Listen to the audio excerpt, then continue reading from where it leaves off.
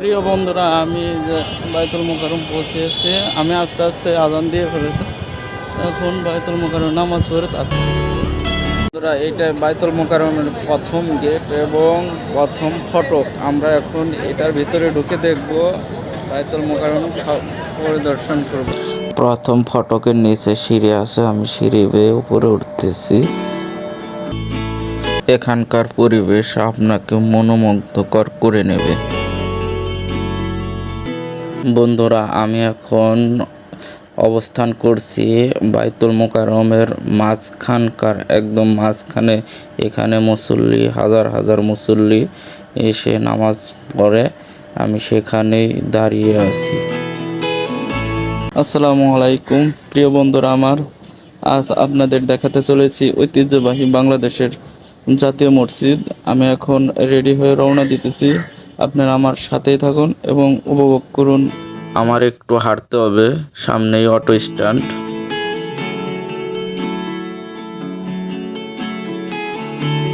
অটোতে চেপে আমি বাস স্ট্যান্ডে যাচ্ছি।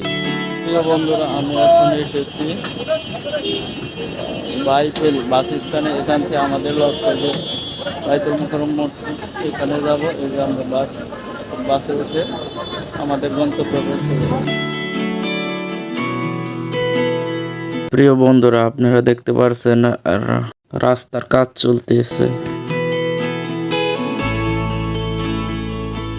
বাসের ড্রাইভারটাও দেরি না করে অমনি চালানো শুরু করলো। আমি দ্রুত সেনা মার্কেটও অতিক্রম করে ফেললাম। এটা বিশাল বড় সেনা মার্কেট।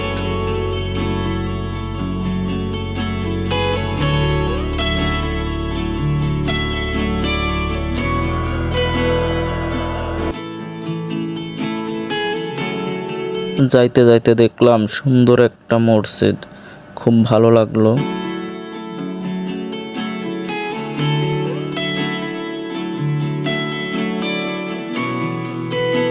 আরও দেখতে পেলাম পুরাতন পর্বত হল।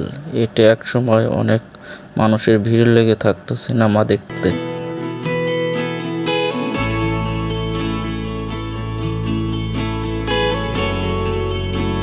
যাইতে যাইতে চোখে পড়ে গেল শিশুদের বিনোদনমূলক প্রতিষ্ঠান শিশু মেলা।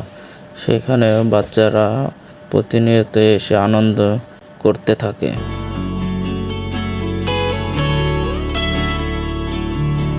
পাশেই দেখতে পেলাম আমাদের জাতীয় সংসদ।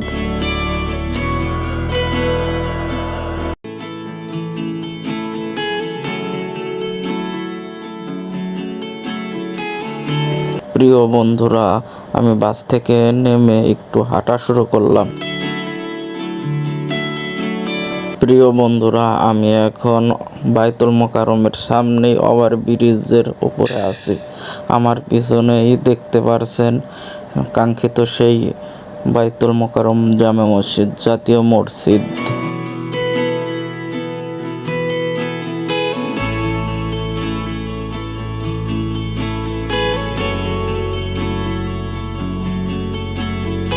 প্রিয় বন্ধুরা, আমি যে বাইতুল মোকাররম পৌঁছেছি। আমি আস্তে আস্তে আজান দিয়ে ফেলেছি।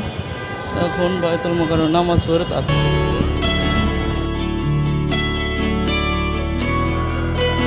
আমি এখন ওযুখানার দিকে যাচ্ছি। আমি ওযু করে নেব।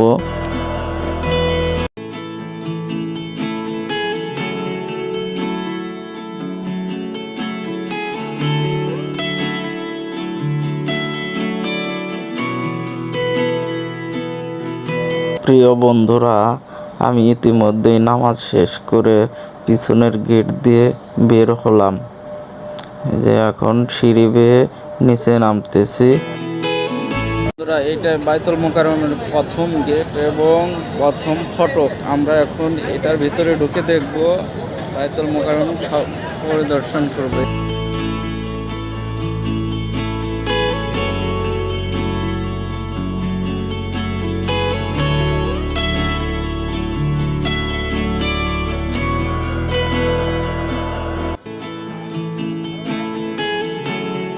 প্রথম ফটকের নিচে সিঁড়ি আছে, আমি সিঁড়ি বেয়ে উপরে উঠতেছি।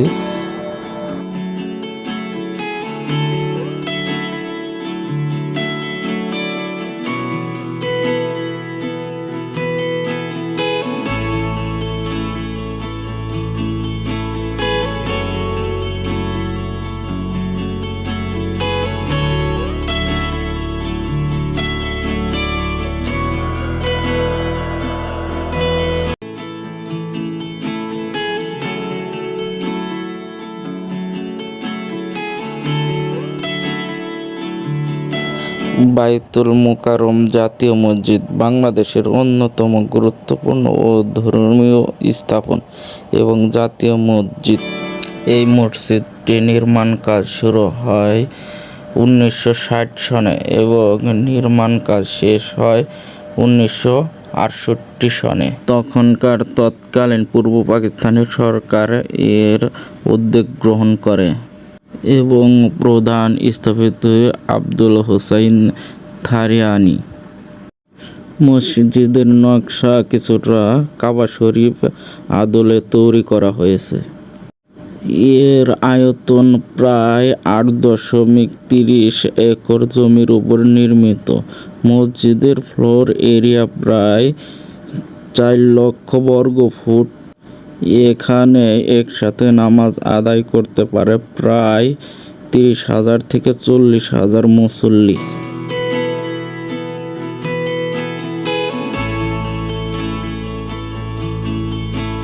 এখানকার পরিবেশ আপনাকে মনোমুগ্ধকর করে নেবে।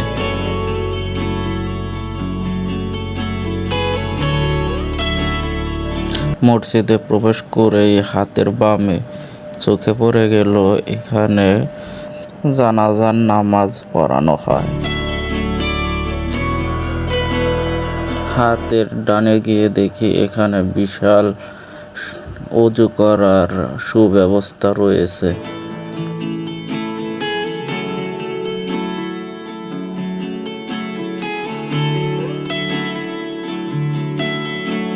ওযুখানার সাথেই রয়েছে নিচে আন্ডারগ্রাউন্ডে যাওয়ার পথ।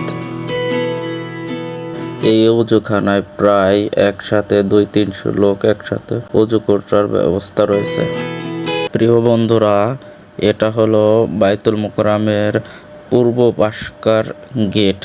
এখানে যত পূর্ব পাশের যত বাসিন্দা আছে এবং কাজকর্মরত আছে তারা এই গেট দিয়ে প্রবেশ করে নামাজ আদায় করতে আসে।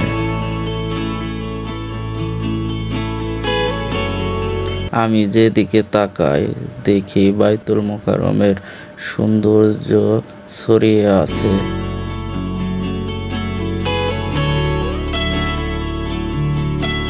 এখানে কোরআন শিক্ষা এবং ইসলামিক জ্ঞান প্রচার করা হয়।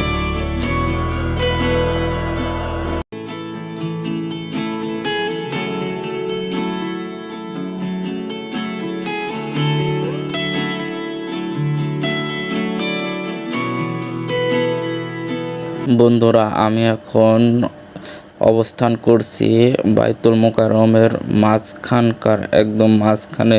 এখানে মুসল্লি হাজার হাজার মুসল্লি এসে নামাজ পড়ে। আমি সেখানেই দাঁড়িয়ে আছি।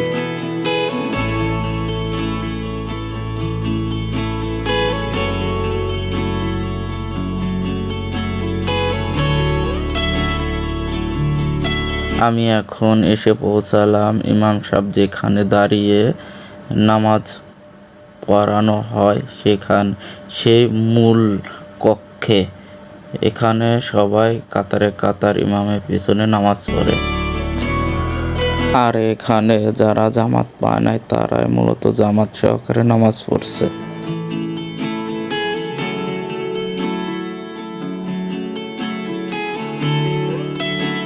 আর আমি মূলত এখন উত্তর দিকে হাঁটা শুরু করছি, উত্তরের গেট দিয়ে বেরিয়ে যাব বলে।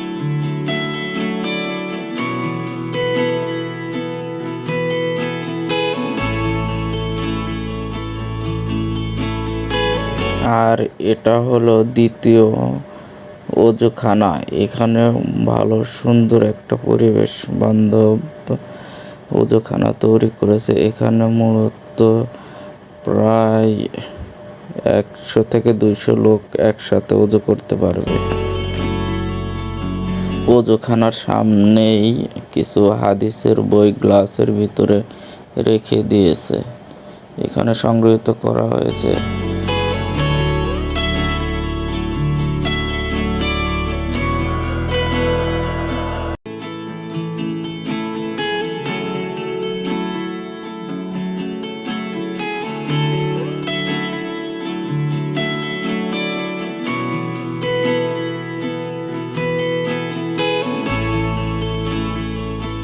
আমি এখন উত্তর পাশের গেট দিয়ে বেরিয়ে এসেছি। মূলত আমি এখন প্রদর্শন করব, নিচে মার্কেট আছে, এই মার্কেটে যাব। গেটের বাম দিক দিয়ে মার্কেট আছে একটা। আমি এখন মার্কেটের ভিতরেই প্রবেশ করেছি, এই বাইতুল মোকাররমের মার্কেটই।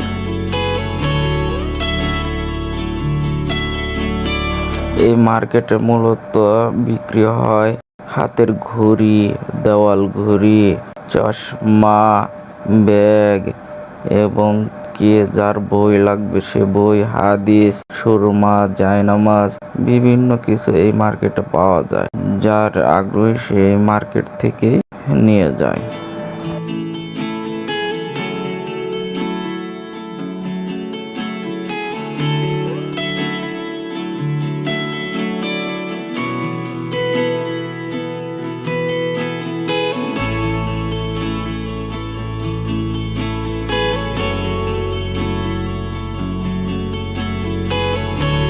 এতক্ষণ দেখলেন মার্কেটের ভিতরে, এখন দেখাবো আপনাদের মার্কেটের বাইরে কি উঠে।